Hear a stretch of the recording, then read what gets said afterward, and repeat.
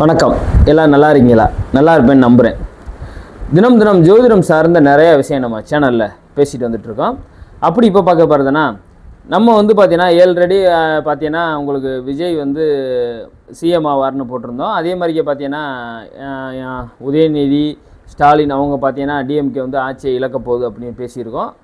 அது நடக்கும். சரி, அது என்ன கிரக சூழ்நிலை பற்றி அதை பற்றி பேசியிருக்கேன் ஆல்ரெடி ஏற்கனவே வீடியோவில். இப்போ பார்த்தீங்கன்னா எல்லாருமே ஒரு இது என்ன பண்ணுறாங்க அப்படின்னா, கூட்டம் சேர்ந்தால் ஓட்டாக மாறுமா அப்படிங்கிற மாதிரி பேசிக்கிட்டு இருக்காங்க. எப்போவுமே பார்த்தீங்கன்னா ஒரு தனி மனித ஜாதகத்தில் நான் முழுசாக நம்புவேங்க. நமக்கு தலையில் எழுதியிருந்தால் மட்டும்தான் கண்டிப்பாக நமக்கு நடக்கும். அதில் அதில் எழுதிட்டான் தலையில் அப்படின்னா அது யாருனாலே மாற்றவே முடியாது. இதில் நான் தெளிவாக இருப்பேன். நான் ஒரு 10 வருஷம் ஆராய்ச்சியில் இதில் நான் இந்த கர்ம ஆராய்ச்சியில் ஈடுபட்டதில் இதில் நான் கண்டுபிடிச்ச விஷயங்கள் நிறையா, நான் சொல்லி நடந்த விஷயங்கள் நிறையா. சரியா? இன்றைக்கி மீடியாவில் பேசிகிட்டு இருக்கேன். அப்படி இப்போ பார்க்க போகிறோம் பார்த்தீங்கன்னா சிரஞ்சீவியை பற்றி கம்பாரிசன் பண்ணுறாங்க. எல்லா இதுலேயுமே பார்த்தீங்கன்னா சிரஞ்சீவிக்கெலாம் பயங்கர கோட்டா வந்துச்சு, அப்போ அவரால் தாக்கு பிடிக்க முடியல, அந்த அளவுக்குலாம் இது பண்ண முடியுமா அப்படின்னு சொல்லிக்கிட்டு நிறையா இது வர்றதுனால சரி அவர்கிட்ட ஜாதகத்தை எடுத்து நம்ம பேசிடுவோமே. எதனால் அவர் கட்சி ஆரம்பித்தார், எதனால் கிளச்சார், அதுக்கு அவருக்கு என்ன அமைப்பு இருந்துச்சு அப்படிங்கிறத நம்ம பார்த்துருவோமே அப்படின்னு சொல்லிட்டு தான் சரி சிரஞ்சீவி ஜாதகத்தை பார்த்துடலான்னு பார்த்தேன். அப்படி இப்போ பார்க்க போகிறது பார்த்தீங்கன்னா சிரஞ்சீவி ஜாதகங்க.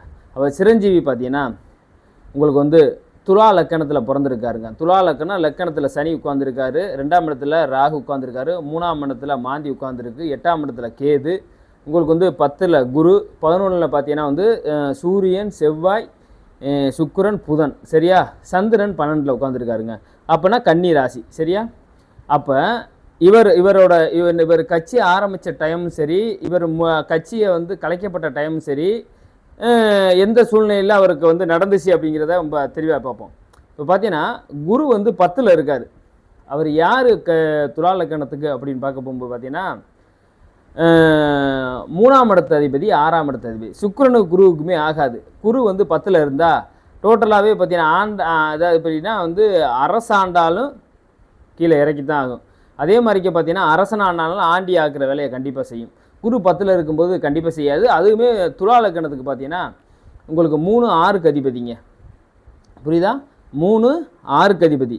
அப்போ 3ங்கிறது முயற்சி, 6ங்கிறது கடன், பகை, வம்பு, வழக்கு, கோர்ட்டு கேஸு. சரியா? அப்போ நோய்வாய் இது எல்லாத்தையும் கொடுக்குறது, எதிரிகளை உருவாக்குற இடம் அது. அப்போ அவர் போய் 10ல் இருக்கும்போது என்ன அது ரீதியாக நீ தொழில் பண்ணியாலும் அதில் எதிரி தான் உருவாங்க தாண்டி நீ ஜெயிச்சு நீ அந்த இடத்துல நீ ஆட்சி கட்டில் அமர முடியாது. சரியா? அப்போ அவர் ஆரம்பித்த டைம் பார்த்தீங்கன்னா 26 ஆகஸ்ட் 2008 ஆரம்பிச்சிருக்காரு. என்ன திசையிலன்னு பார்த்துக்கிறோங்க, சனி திசையில், ராகு புத்தியில். ராகு எங்கே இருக்கார்? 2ஆம் இடத்துல ராகு இருக்கார். ராகு உச்சம் பெற்று உட்காந்துருக்காரு. 2ஆம் இடத்துல ராகு இருந்தால் ஃபஸ்ட்டு அவரோட பேச்சை ஃபஸ்ட்டு நம்புவாங்களா? ஒரு விஷயம் இருக்குல்ல, அவங்க பேச்சு அவர் ஆக்ரோஷமாக ஒரு அதிரடியாக பேச. ஏன்னா ராகு 2ஆம் இடத்துல உச்சம். அந்த 2ஆம் இடத்து அதிபதி அதாவது அவர் போய் 11ங்க சூரியனோட. அப்போ ஆக்ரோஷமான பேச்சு, ஒரு கம்பீரமான இது எல்லாமே இருக்கும். சரியா? அவர் செவ்வாய் போல் செயல்படுவார் ராகு. அப்போ அவரும் 11ஆம் இடத்துல சூரியனோட சேர்ந்து உட்காந்துருக்காரு. அப்போ எப்படி? அப்போ தெளிவாக அந்த பேச்சு அதெல்லாம் இருக்குது. ஆனால் இது பார்த்தீங்கன்னா பொலிட்டிக்கலாக பார்க்கும்போது மக்கள் செல்வாக்கு உள்ளது. இவர் பார்த்தீங்கன்னா சனி லக்கணத்தில் இருக்கிறதுனால ஒரு மக்கள் செல்வாக்கு உள்ள தலைவராக அவர் வந்தார். பட் ஆனால் அது யார்? சனி மட்டும்தான் இருக்கார். அவர் சனி யார்? லக்கணத்தில் இருக்கார். லக்கணத்தில் இருக்கக்கூடாது. சரியா? அப்போ சனி தசை நடப்பு தசை வருது. அப்போ சனி அது மக்கள் இருக்காங்க அப்படிங்கிறத லக்கணங்கிறது தலை. அப்போ அது நம்ம மூளையில் சிந்திச்சதுக்கப்புறம் தான் அவர் கட்சி ஆரம்பிக்கிறாரு. அப்போ எப்படின்னா மக்கள் நம்மகிட்ட செல்வாக்கு இருக்குது.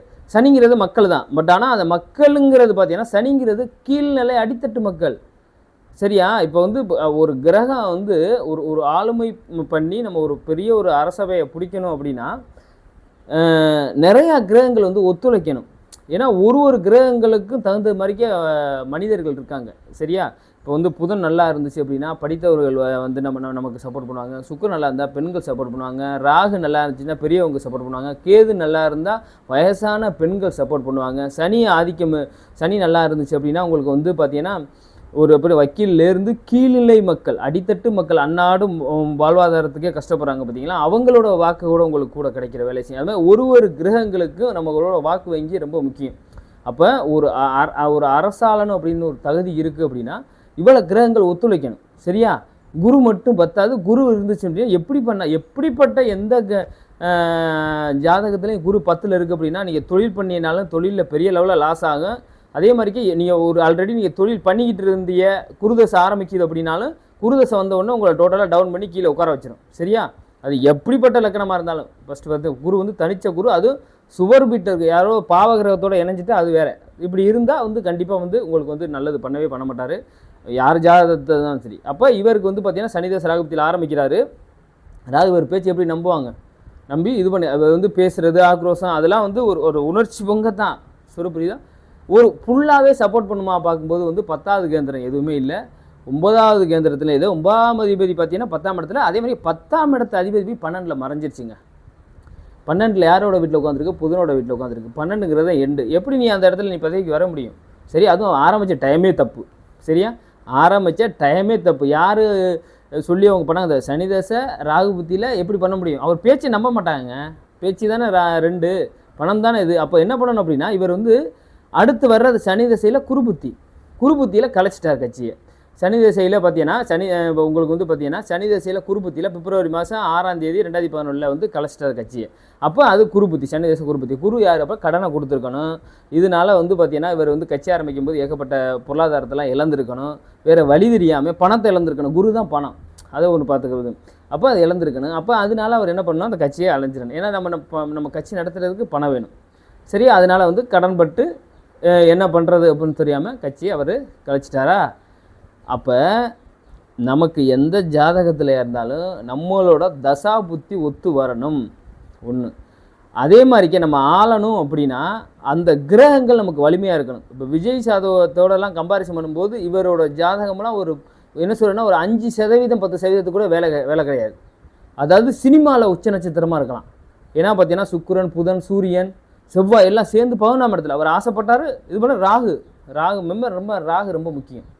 சினிமாவில் பேசுகிற ஒவ்வொரு டைலாக்கும் அவருக்கு வந்து பார்த்திங்கன்னா மிகப்பெரிய ஒரு இதாக கொடுத்து ஒரு வளர்ச்சியை கொடுக்குற வேலையை கண்டிப்பாக செஞ்சு கொடுத்துருக்கும். ஏன்னா வந்து பார்த்திங்கன்னா அந்த கிரகங்கள் வந்து வலிமையாக இருக்குது. ஆனால் அரசாளனுங்கிறது நம்ம அந்த கணக்கு எடுத்து பார்க்கும்போது பார்த்திங்கன்னா அந்த அமைப்பே கிடையாது. அந்த கேந்திரம் இல்லை. அதே மாதிரியே 10ஆம் இடத்தமும் இப்போ உங்களுக்கு வந்து 12ல் மறைஞ்சிருச்சு. புதனுக்கும் சந்திரனுக்கும் ஆகாது. அது எப்படி வந்து சரியாக இருந்திருக்கும்? அது ஆரம்பித்த டைமும் தப்பு. இப்போ அவருக்கு வந்து பார்த்திங்கன்னா புதன் தசை போயிட்டுருக்கு. அப்போ இது மாதிரிக்கே நடக்கும்போது எப்படி ஒரு தனி மனிதனாக இருந்தாலும் ஒரு பெரிய லெவலில் தொழில் பண்ணிக்கிட்டே இருந்தாலும் கண்டிப்பாக பார்த்திங்கன்னா கீழே இறங்கி தான் ஆகணும். சரியா?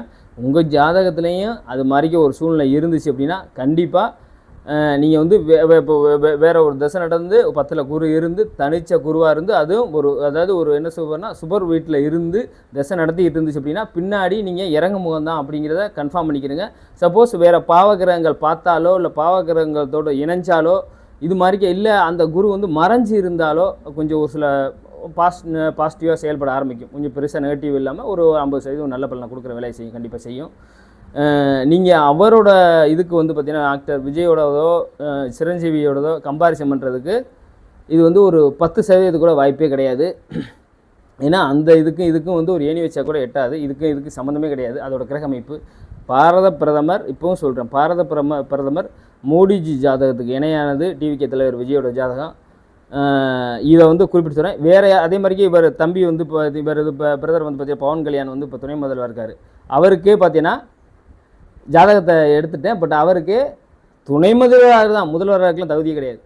சரியா? 10ஆம் இடம் இல்லை, 7ஆம் அதிபதி போய் 9ஆம் இடத்துல உட்காந்துருக்கு. சரியா? செவ்வாய் வந்து நல்லா பலம் பெற்று 7ஆம் அதிபதி பாக்கியத்தை அனுபவிக்கணும், ஒரு புகழ் அனுபவிக்கணும். பட் இப்போ தாண்டி அந்த உச்சாணி கும்பலை உட்கார முடியுமா அப்படின்னு கேட்டால் இல்லை, அது மாதிரி அமைப்பு இல்லை. அதை டீட்டெயிலாக பேசுறதுனால நீங்கள் கமெண்டில் தெரிவிங்க. அடுத்தடுத்த பதிவில் நம்ம நிறையா பேசுவோம். ஜோதிடம் சார்ந்த நிறைய விஷயம் நம்ம சேனலில் அடுத்தடுத்த பதிவில் பதிப்போம். நம்ம சேனலை சப்ஸ்கிரைப் பண்ணி ஷேர் பண்ணிக்கிறேங்க. நன்றி, வணக்கம்.